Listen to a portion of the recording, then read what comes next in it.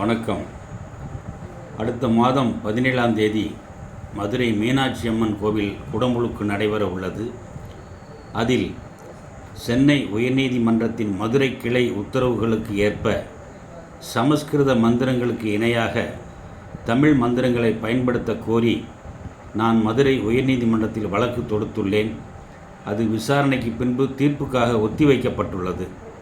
இந்த சூழ்நிலையில் மதுரை மீனாட்சி அம்மன் கோவில் குடமுழுக்கு தொடர்பான விழா அழைப்பிதழ் காண நேரிட்டது.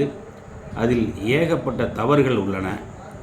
மிக குறிப்பாக திருப்பனந்தாள் காசி மட அதிபர் முத்துக்குமாரசுவாமி தம்பிரான் ஒரு வருடத்துக்கு முன்பே காலமாகிவிட்டார். இப்பொழுது அங்கே சபாபதி தம்பிரான் என்பவர் இருக்கிறார்.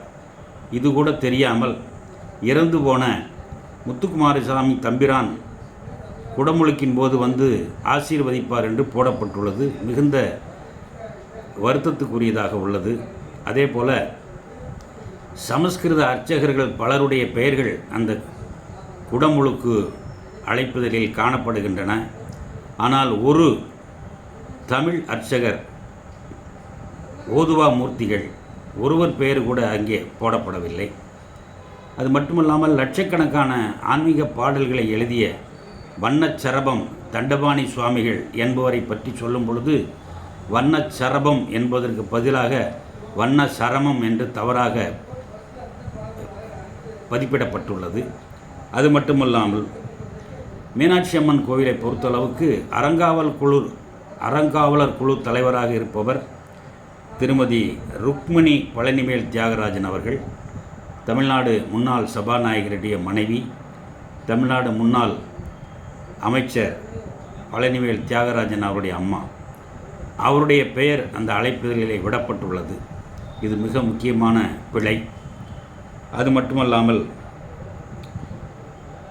இப்பொழுது இந்த அழைப்பிதழில் சங்கர மட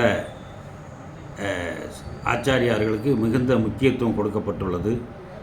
சைவ திருக்கோவிலில் சங்கர மட அதிபர்களுக்கு எந்த விதமான முக்கியத்துவம் கொடுக்கப்பட வேண்டியதில்லை. அவர்கள் சிவ சின்னங்கள் அணிந்திருந்தாலும் அவர் நாராயண என்ற ஒரு திருநாமத்தை தான் உச்சரிக்கக்கூடியவர்கள். எனவே இந்த